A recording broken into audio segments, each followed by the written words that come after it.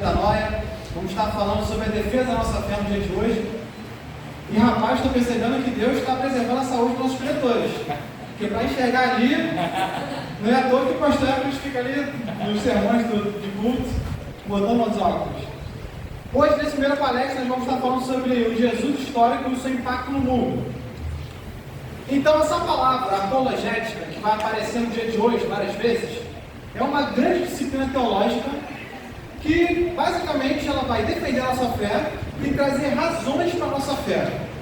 Então, a apologética, ela se propõe a responder indagações que talvez nós venhamos sofrer e, principalmente, a avivar a fé do crente.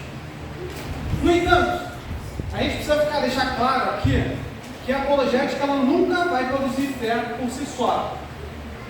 Deu uma travadinha aqui no slide, que o Satanás está furioso aqui. Me ajuda aí, Lucas, por favor, obrigado.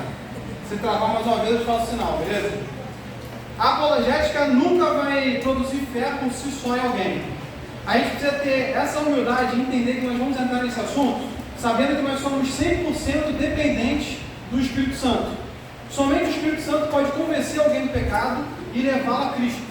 Nosso único papel é apenas pregar o Evangelho. Ok? Então, dentro da apologética, essa grande disciplina teológica, eu vou fazer um recorte aqui e vou falar sobre o Jesus histórico. Sempre quando a gente fala de um personagem histórico, a gente tem que ter em mente que muitas das coisas se perdem com o tempo. E da mesma forma, muito do que Jesus foi e fez se perdeu ao longo da história. No entanto, o próprio apóstolo João já nos adverte sobre isso. Ele diz lá no seu Evangelho, capítulo 20, versículo 30, que Jesus realizou na presença dos seus discípulos muitos outros sinais miraculosos que não estão registrados nesse livro. Mas estes foram escritos para que vocês creiam que Jesus é o Cristo, o Filho de Deus, e crendo tenham vida em seu nome. Então, os nossos esforços daqui em diante vai se demonstrar que os 4 evangelhos bíblicos são fontes históricas reais e fidedignas de Jesus Cristo, Filho de Deus. Dentro da apologética existem várias vertentes e é muito legal a gente olhar para a astronomia e ver como que a gente consegue vislumbrar a glória de Deus na imensidão do universo. É muito legal a gente olhar para a biologia e ver que a complexidade da forma que o ser humano foi criado aponta para um Deus Criador. No entanto, esse é o principal assunto quando a gente fala de apologética. Nada é mais importante do que isso, porque a razão da esperança que está em nós está contida na palavra de Deus. E por que nós vamos falar desses 4 evangelhos inicialmente? Vamos focar nele. Porque nele não só é apresentado Jesus Cristo, Filho de Deus, mas temos ele testificando no Antigo Testamento, dizendo inclusive que o Antigo Testamento aponta para ele. Nesses 4 evangelhos, nós temos a autoridade apostólica sendo apresentada, que permite concluir todo o Novo Testamento. Então, tudo que nós precisamos saber para a razão da nossa fé vai partir disso. E nada é mais importante dentro da apologética. Mas aí, quando nós falamos desses 4 evangelhos como fontes históricas reais, a primeira coisa que se levanta é da quantidade de evangelhos espalhados pelo mundo. E aí, como que a gente pode identificar que, de fato, os evangelhos bíblicos, Marcos, Mateus, Lucas e João, que está na sua Bíblia, são fontes históricas reais e não tantos outros? Esses termos aí, evangelho canônico e apócrifo. Canônico, quando eu uso esse termo, eu quero dizer aquilo que foi inspirado pelo Espírito Santo e, portanto, está na sua Bíblia. E apócrifo seria aquilo que não foi inspirado e, portanto, não está na sua Bíblia. A primeira distinção deles é a datação. Os evangelhos canônicos foram datados bem antes dos evangelhos apócrifos, por volta de 30 anos depois do ministério de Jesus. Enquanto que os evangelhos apócrifos foram escritos no século II, alguns até mesmo no século III, bem posteriormente. Um outro ponto importante é que os evangelhos apócrifos geralmente não têm estrutura narrativa. E por que isso é importante? Quando a gente imagina que os evangelhos bíblicos vieram de relatos de pessoas reais que viram e ouviram Jesus, você vai imaginar que esse relato vai vir em forma de quê? De uma história, não é isso? Em forma de um testemunho, em forma de um relato. Nos evangelhos apócrifos, no geral, ou eles vão ser um conjunto de supostos ditos de Jesus, como no Evangelho de Tomé, que tem 114 ditos de Jesus, desconexos entre si, ou vai vir de um suposto encontro de Jesus oculto, onde mais ninguém viu, como por exemplo no Evangelho de Maria, onde teria um suposto encontro de Jesus com Maria pós-ressurreição. Da mesma forma, como eles não têm estrutura narrativa, eles também não têm detalhes históricos. Então, nos evangelhos canônicos, os evangelhos bíblicos, nós vamos encontrar personagens históricos, como por exemplo Herodes, nós vamos encontrar locais históricos, nós vamos encontrar detalhes que remontem a um período da história, e esses evangelhos apócrifos simplesmente não entram nesses detalhes. E o motivo para isso é muito simples. Quando os evangelhos apócrifos foram escritos, os evangelhos canônicos já estavam muito bem aceitos pelos cristãos do primeiro século. Tinham vários cristãos que viram e ouviram Jesus e estavam vivos quando foram escritos os primeiros evangelhos. Pessoas que poderiam apontar os dedos e identificar erros naquela história. Por isso eles simplesmente não entraram nesses detalhes. O que aconteceu é que com o tempo, o cristianismo puro e simples foi sendo misturado com elementos da cultura da época e com religiões da época, fazendo com que seitas fossem sendo formadas, e a partir dessas seitas foi necessário criar novas doutrinas. A gente observa que nos 2000 anos de igreja isso continua acontecendo. Eu não preciso nem citar aqui a quantidade de seitas cristãs que foram surgindo nesses 2000 anos, e sempre a ideia é semelhante. É um encontro pessoal com alguém, com Deus, é uma profecia, uma visão, sempre algo oculto. E o que nós vamos demonstrar é que os evangelhos bíblicos, na verdade, vieram de memórias coletivas de pessoas que viram e ouviram Jesus. Mas aí, alguns críticos dos evangelhos vão dizer o seguinte: olha, eu até acredito que teve pessoas que viram e ouviram Jesus e que alguns relatos são verdadeiros, como por exemplo, a multiplicação dos pães. Imagina a multiplicação dos pães. Só que com o tempo, essa história foi sendo passada de boca em boca, e quando foi feito o primeiro registro da Bíblia, 30 anos depois, lá em Marcos, essa história ficou meio confusa e parte dela seria mentira. No entanto, esses 30 anos, que parece muito, para a história é muito pouco. A título de comparação, por exemplo, na Ilíada, que conta a história da Guerra de Troia, ele demorou séculos para ter o primeiro registro escrito. Durante séculos foi sendo passado de boca em boca, e ainda assim ele tem uma certa autenticidade histórica. 30 anos para a história é muito pouco. E ainda tem mais um detalhe que é deixado de lado, que é a possibilidade de ter pessoas que viram e ouviram Jesus, viram seus milagres, viram a crucificação e ainda estavam vivas quando foi escrito o primeiro evangelho. Nesse livro, o Jesus Histórico, alguns pesquisadores vão tentar traçar a quantidade de pessoas que poderiam estar vivas quando foi escrito o primeiro evangelho. E aí eles pegam pessoas com 15 anos de idade, sendo uma idade de maturidade intelectual. E aí eles calculam quantas pessoas viviam em média nas cidades onde Jesus passou, e eles pegam a expectativa de vida da época para poder chegar nesse número final. E eles chegam que aproximadamente 20 mil testemunhas ainda estavam vivas quando o primeiro evangelho foi escrito. 20 mil pessoas que poderiam atestar cada detalhe das escrituras, que poderiam olhar aquelas histórias e dizer se aquilo é verdade ou não. E mais, 20 mil pessoas que serviram como material para ser composto esses evangelhos bíblicos que nós temos hoje. Uma outra pesquisa muito interessante feita no Canadá, do John e Judith, eles tentam identificar a confiabilidade das testemunhas baseado em processos criminais concluídos. O que isso quer dizer?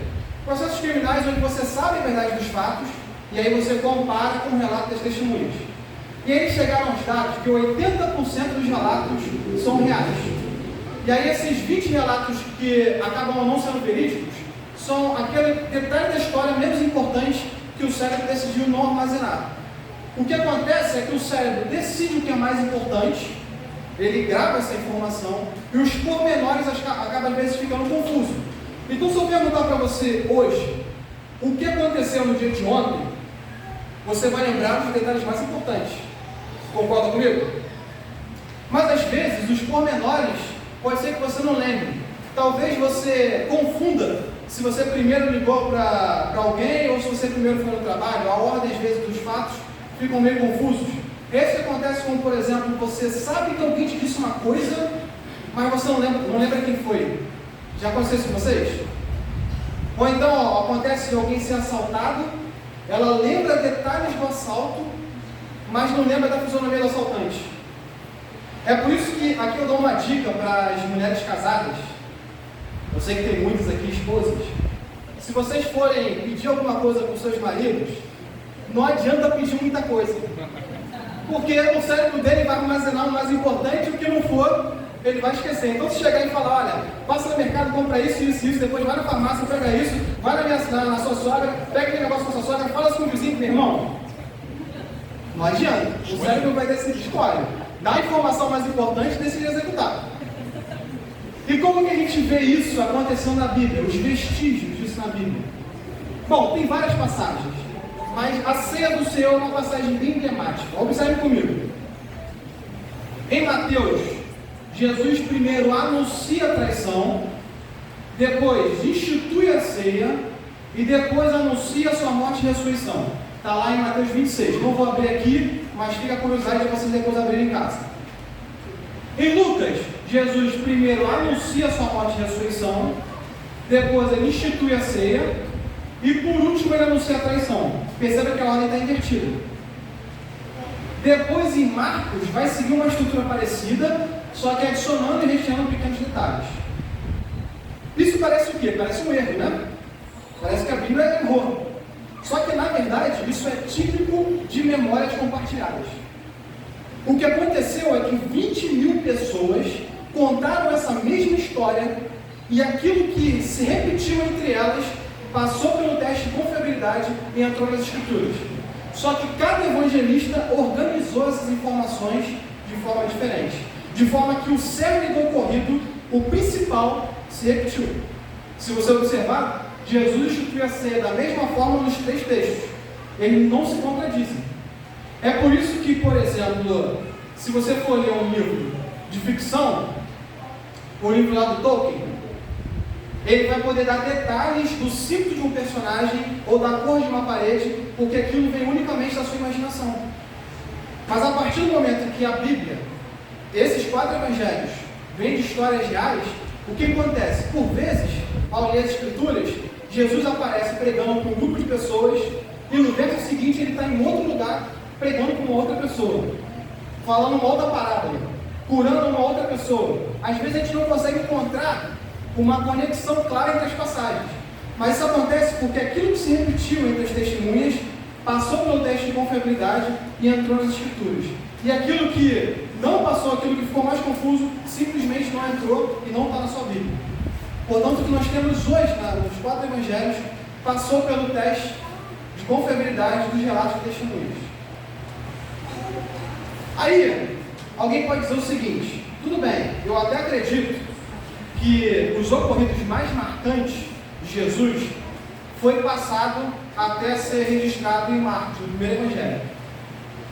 Mas como que eu vou acreditar que justamente os ditos de Jesus, as suas parábolas, o sermão do monte, a oração do Pai Nosso, como que eu vou acreditar que justamente os ditos de Jesus têm precisão? Que bastaria uma vírgula para mudar totalmente o sentido, certo? No entanto, isso parte da perspectiva do nosso entendimento sobre memorização. Por quê? Com o tempo, a nossa capacidade de memorização vai mudando no nosso cérebro. Um exemplo que as gerações atuais devem ter percebido. Antigamente era muito comum contar piadas, vocês lembram disso? Esse costume se perdeu. Você tinha que ouvir uma piada, armazenar aquela história, saber o momento que tem um tom cômico e recontar aquela história. Hoje em dia você recebe um vídeo no Instagram e manda para alguém, você não precisa ter esse trabalho. Naquela época, na Palestina do primeiro século, onde Jesus viveu, não existia internet, não existia televisão, não existia teatro. O grande entretenimento do momento, da época, era se reunir no fim do dia e bater papo. Os grandes assuntos do momento eram debatidos no final da tarde. E aí você imagina um homem arrebatando multidões, curando paralíticos, ressuscitando os mortos, pregando algo que nunca ninguém tinha pregado.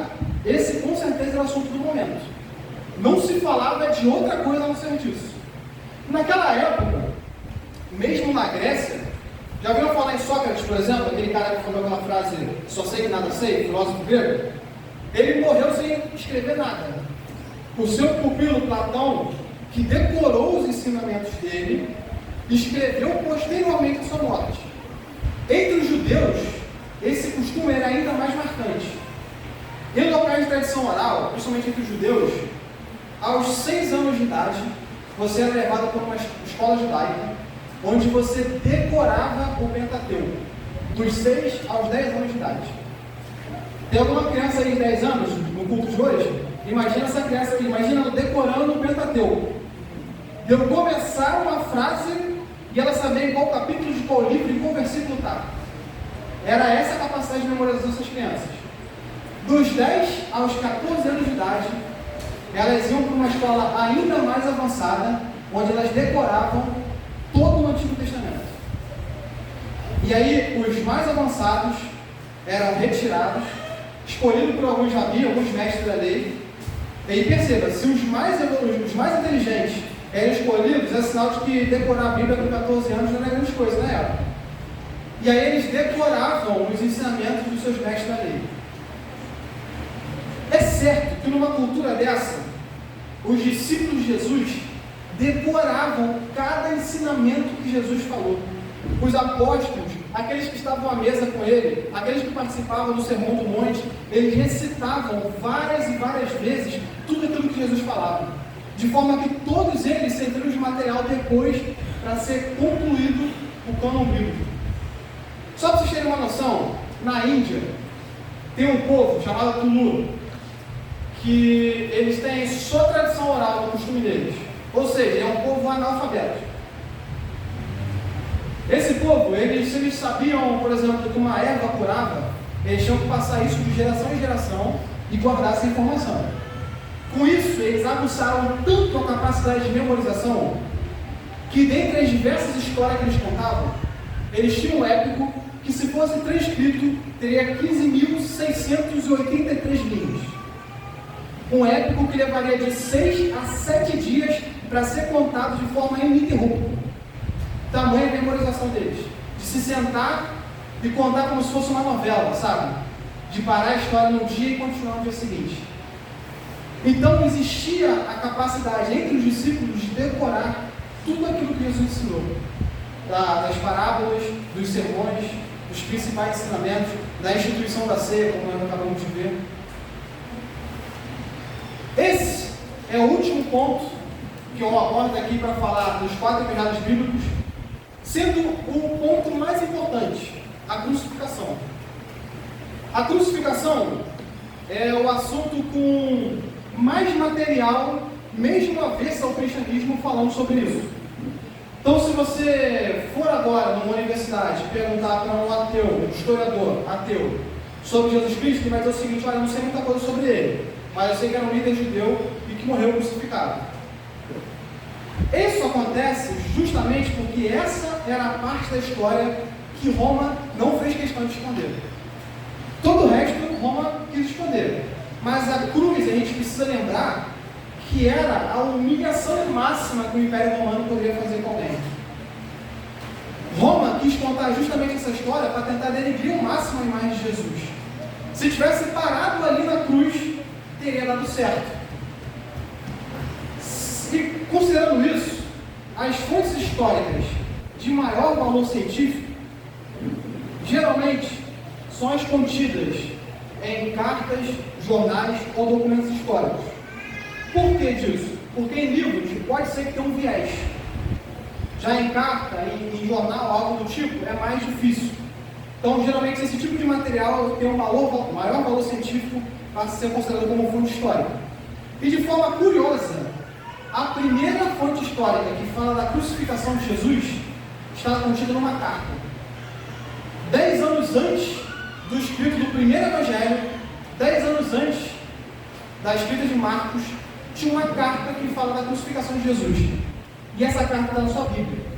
Vamos abrir ela em 1 Coríntios, capítulo 15.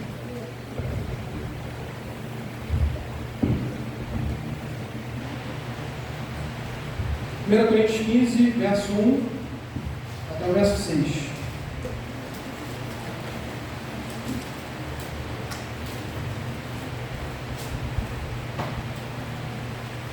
Todo mundo achou?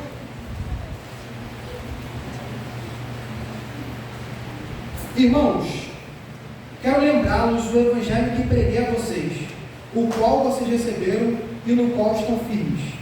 Por meio deste evangelho, vocês são salvos, desde que se apeguem firmemente à palavra que preguei a vocês.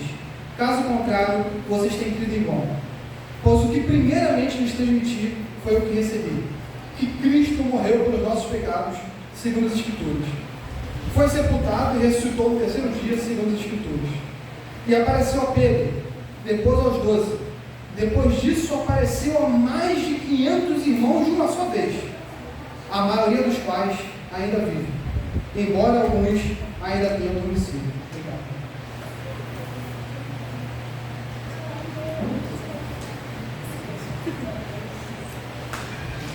Irmãos, percebam que Paulo está falando da crucificação aqui. Ele está dizendo o seguinte: olha, eu quero lembrá-los desse evangelho que eu preguei a vocês.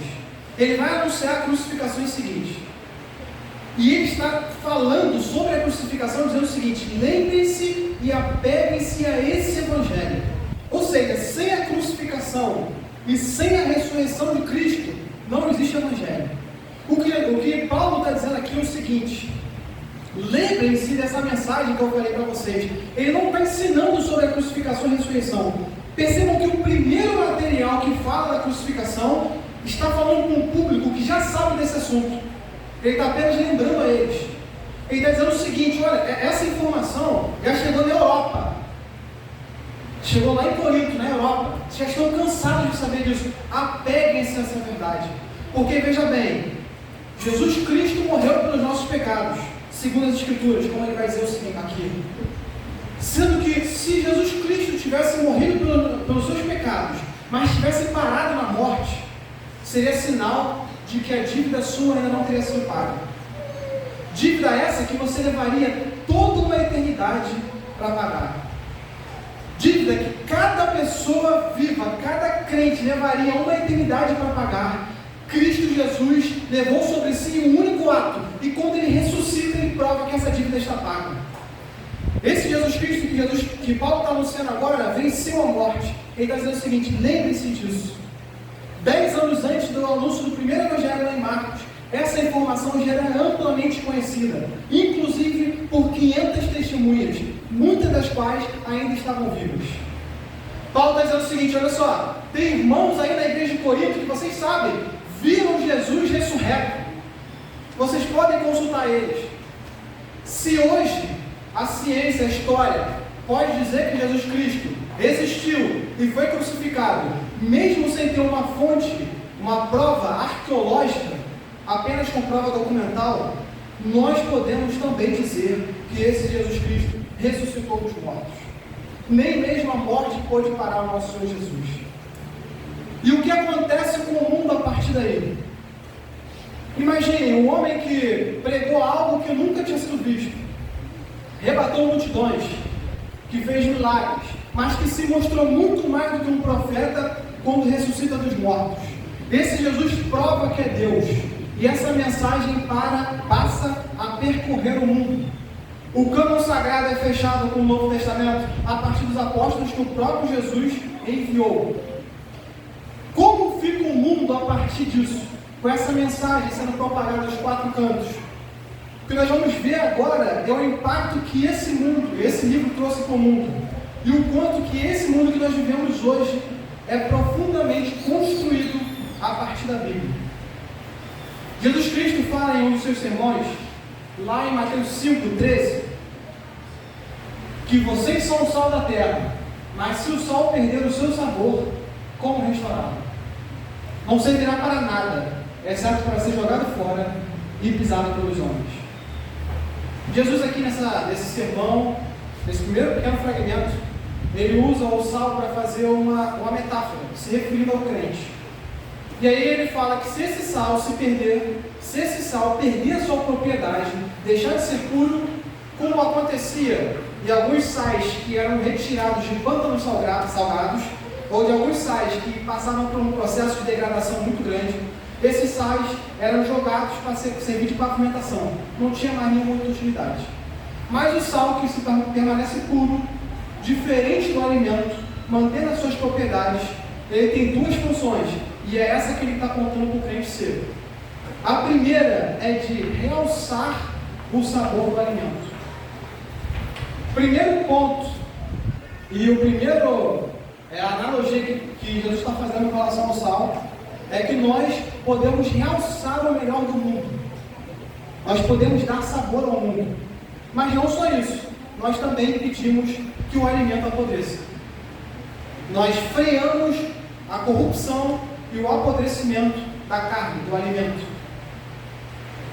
Nesses 2000 anos de história da igreja, nós agimos das duas formas. Só que agora, nas últimas décadas, principalmente nos últimos séculos, conforme o mundo vem ruindo em valores morais, nós temos dado muito enfoque ao caráter conservante do sal, agindo como agente conservante. Só que nós não podemos esquecer que nesses 2000 anos de igreja, nós agimos muito mais dando sabor ao mundo. Nós ainda temos esse caráter no mundo. Imaginem comigo uma senhorinha andando na estrada. Está vendo essa imagem aí? Imagina uma velhinha com uma bolsa com R$1 milhão numa rua escura, onde não tem ninguém. Aqui numa viela aqui da Carolina, não tem ninguém olhando, não tem nenhuma câmera filmando, e ainda por cima, nesse dia, saiu um decreto de que nem roubo, nem furto, nem latrocínio vai ser crime. A pergunta que eu te faço, você roubaria essa senhorinha? Uma dúvida? Eu imagino que não, né?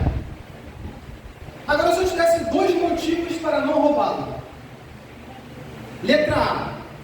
Você não rouba porque ela é muito fraca. Se você roubasse ela, você estaria mostrando que você também é fraca. Não teria honra nenhuma em roubar uma senhorinha, uma velhinha indefesa. A segunda alternativa é o seguinte: você não rouba ela porque você imagina que talvez alguém dependa desse dinheiro. Você imagina que talvez ela dependa desse dinheiro. Você se compadece dessa senhorinha. Você não rouba simplesmente porque é errado. Qual seria a sua resposta? A ou B?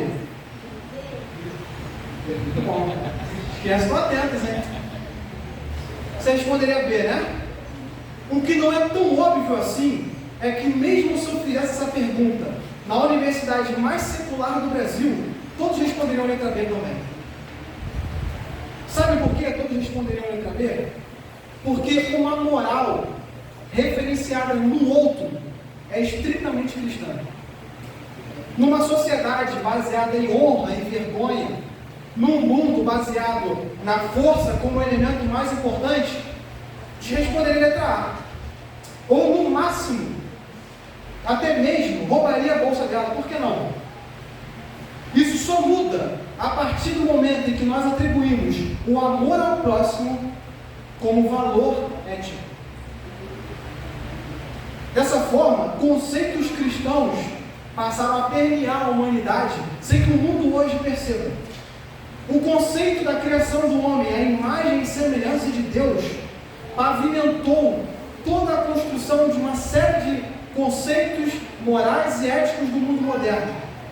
Por exemplo, a escravidão, que sempre foi comum no mundo, que só foi ser combatida séculos depois de Cristo, infelizmente, devido à dureza do coração do homem, e que foi inclusive combatida por cristãos protestantes, em 370 depois de Cristo, Gregório de Nissá, em um sermão onde ele está expondo o texto de Gênesis, que fala da criação do homem, a sua imagem e semelhança, ele condena a escravidão.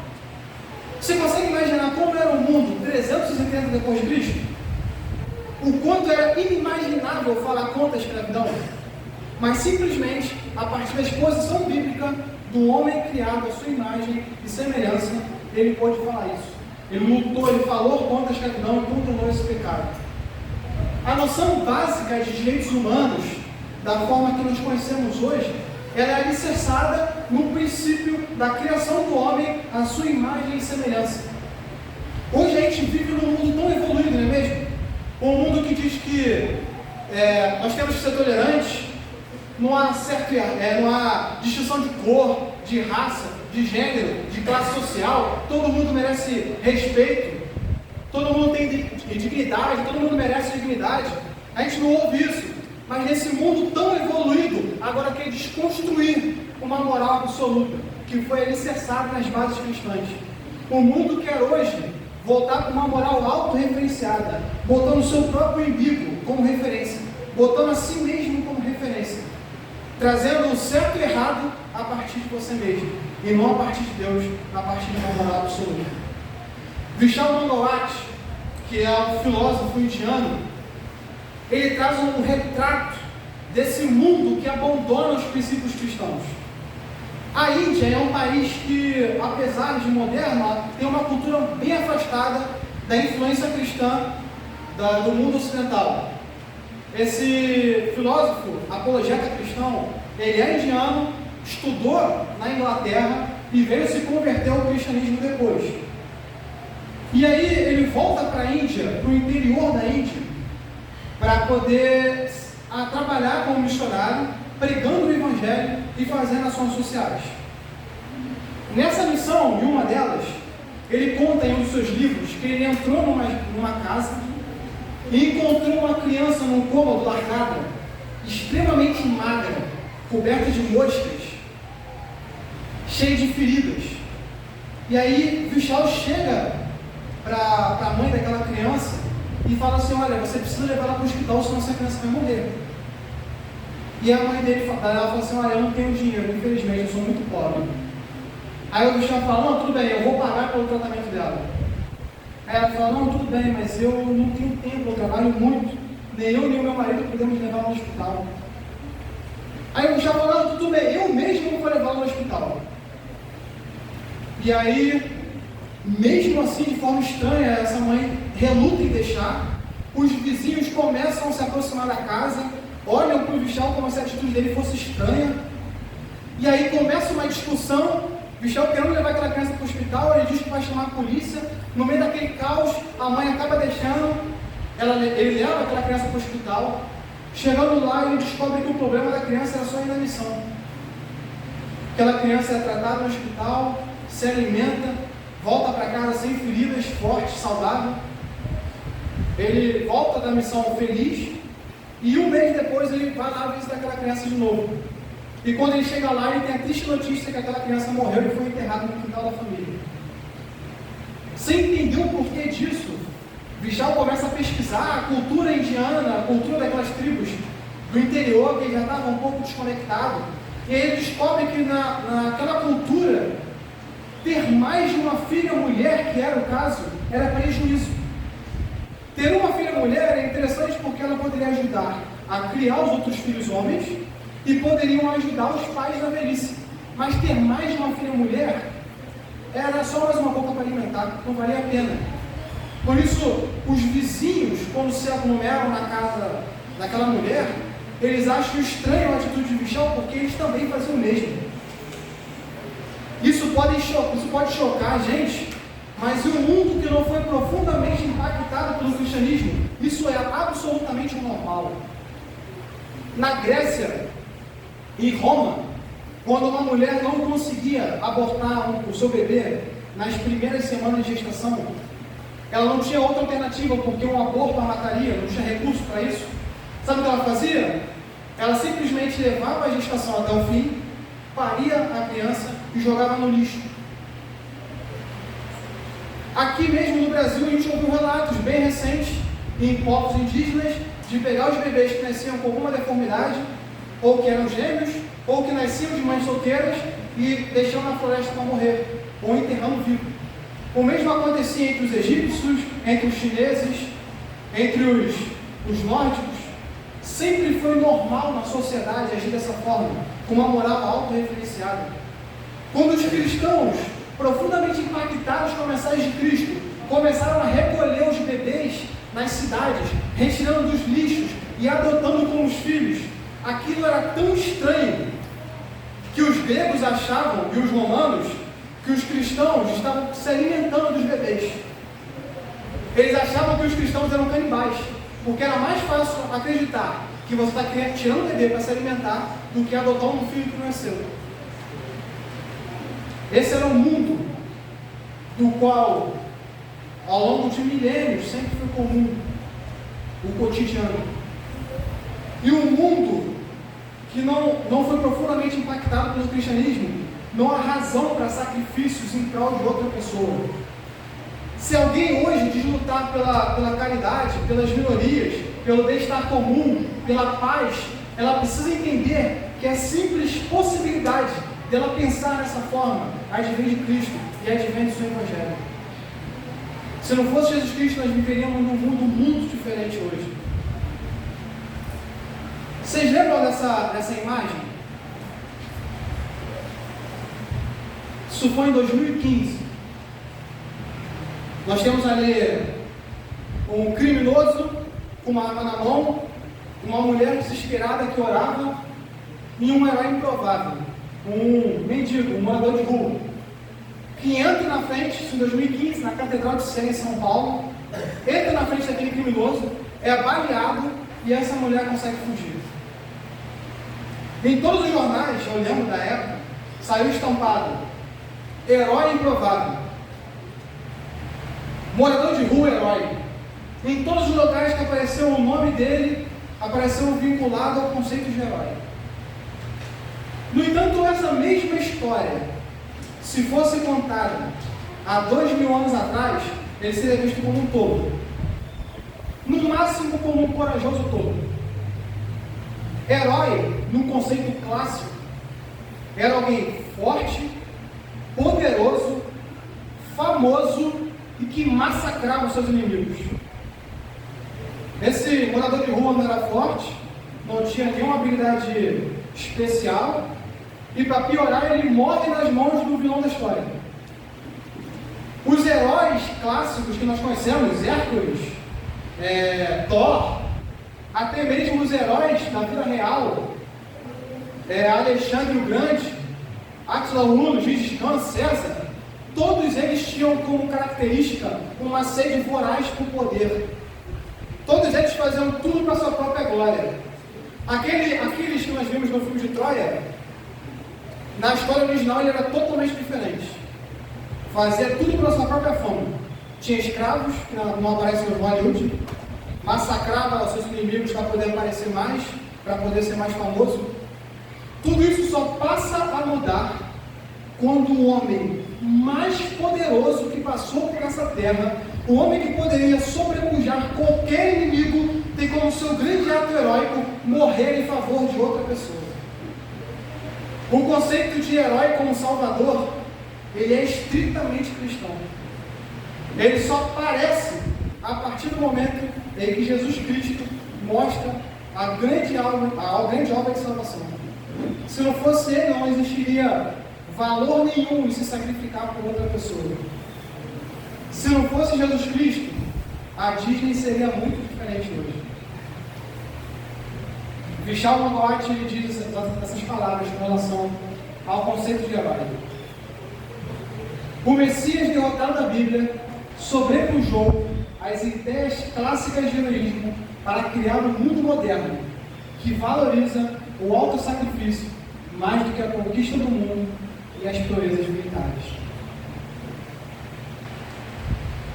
Agora, se eu perguntasse para vocês qual foi a maior invenção da humanidade, a maior invenção da história, a criação do fogo, da internet, da luz elétrica, do motor a combustão, da roda, bom, os historiadores vão dizer que a maior invenção da humanidade foi a escrita, justamente porque ela permitiu eternizar pensamentos.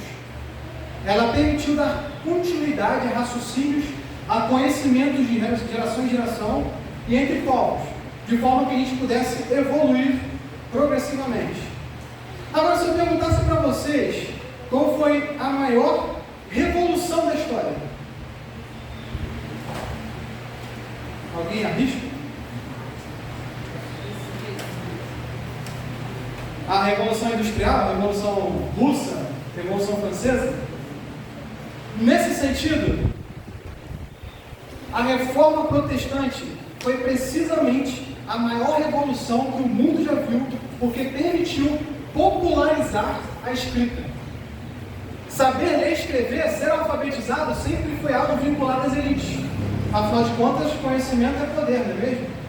Mas a partir do momento que os reformadores entenderam a importância de conhecer as Sagradas Escrituras, eles passaram a não só traduzir a Bíblia para as novas línguas, inclusive o inglês era a língua dos camponeses, não era uma língua erudita não, tá? Toda a literatura inglesa ela só vem graças à primeira tradução da Bíblia, no inglês, e passou a ensinar as pessoas a ler e escrever independente da instrução que elas tinham, somente para que elas pudessem conhecer o Evangelho.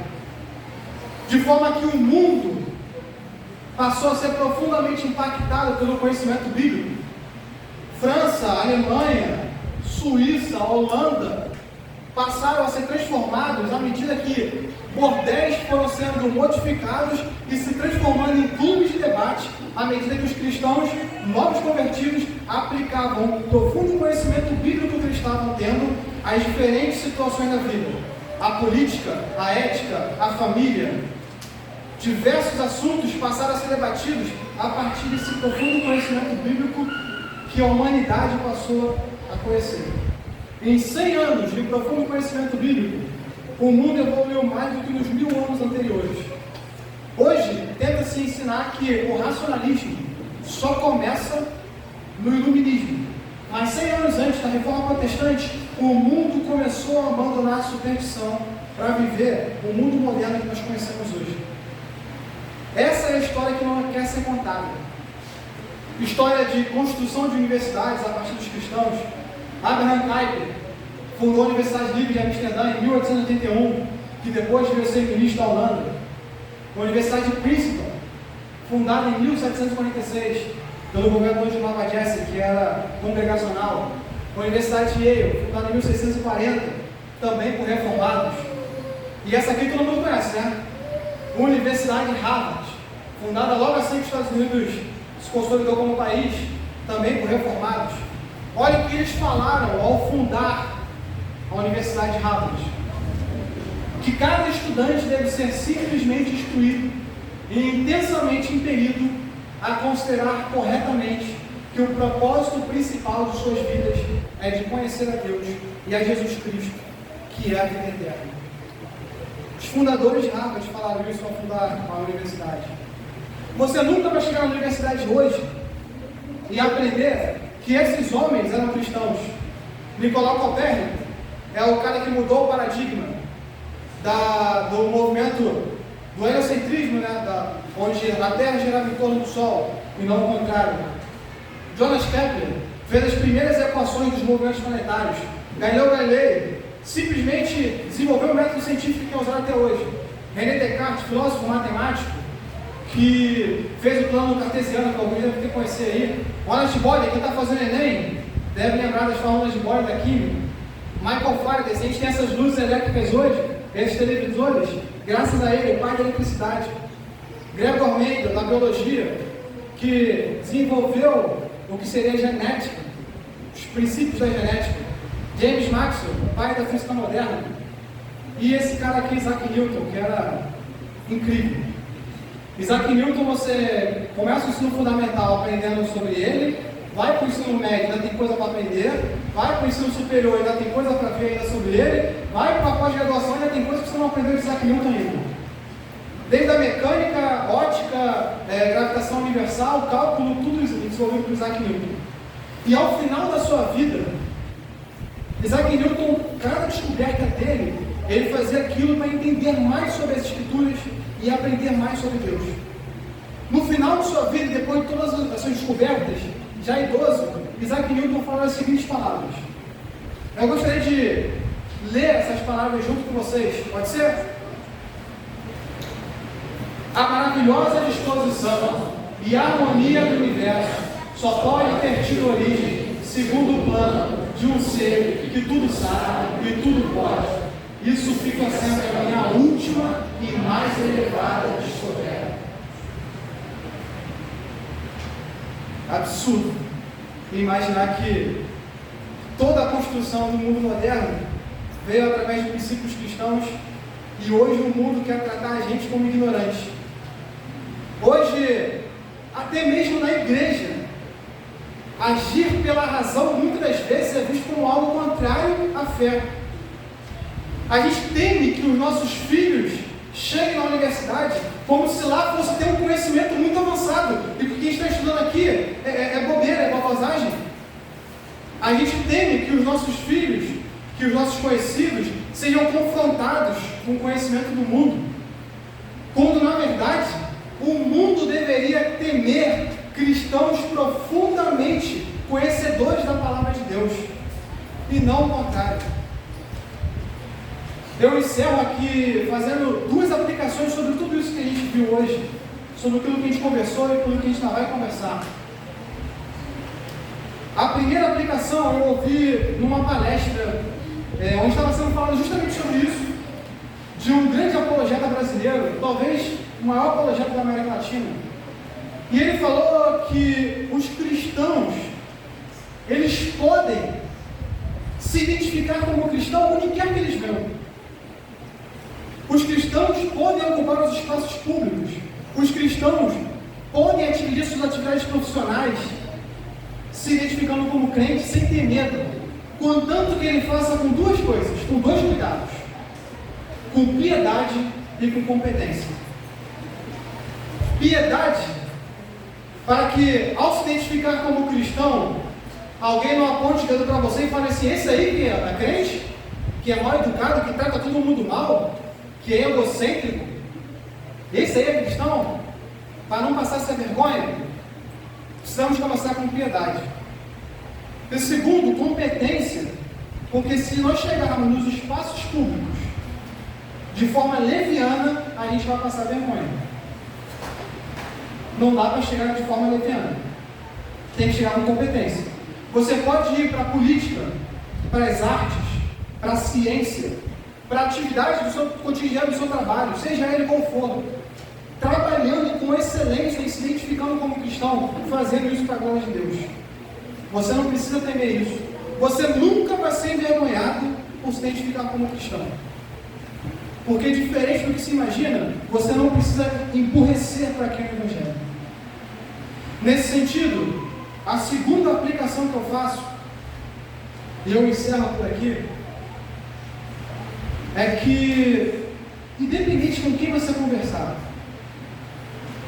pode ser o maior intelectual que você conhece, pode ser o maior filósofo, o maior médico, o grande influencer do século XXI, aquele professor da tua universidade que te assusta, o teu chefe, seja quem for, você pode pregar o evangelho para ele. Porque para ele crer no evangelho, ele não precisa emburrecer. A inteligência que ele tem não vai atrapalhar ele a conhecer o evangelho, muito pelo contrário. Basta o Espírito Santo retirar as vendas dos seus olhos, que ele vai enxergar que tudo na vida dele sempre apontou para isso, sempre apontou para essa realidade. Você possui a verdade. O crente é o único que possui a verdade na figura de Jesus Cristo. Nós só precisamos crer nele, nisso. Como o apóstolo João falou lá, que a gente viu no início da nossa conversa, lá em João capítulo 20, tem muita coisa para aprender sobre Jesus Cristo ainda. Nós vamos passar a eternidade ouvindo mais sobre os atributos de Deus, sobre o seu amor, sobre a sua justiça, sobre a sua misericórdia, a complexidade do plano de redenção. A gente tem só um vislumbre ainda do que ele é. No entanto, aquilo que foi revelado a nós hoje é suficiente. Aquilo que nós temos revelado hoje é suficiente para que, crendo nele, nós tenhamos vida em seu nome. Amém? Vamos orar. Meu Deus e meu Pai, muito obrigado, meu Deus, porque nós estamos aqui mais uma vez reunidos, Pai, em teu nome. Mais uma vez, onde nós podemos engrandecer, Pai, a complexidade do Teu plano de redenção, Pai. Muito obrigado por ter enviado o Seu Filho, Pai. Muito obrigado porque cada centímetro quadrado do universo foi calculado para que nós venhamos ter vida no Seu Filho, Pai. Muito obrigado por isso.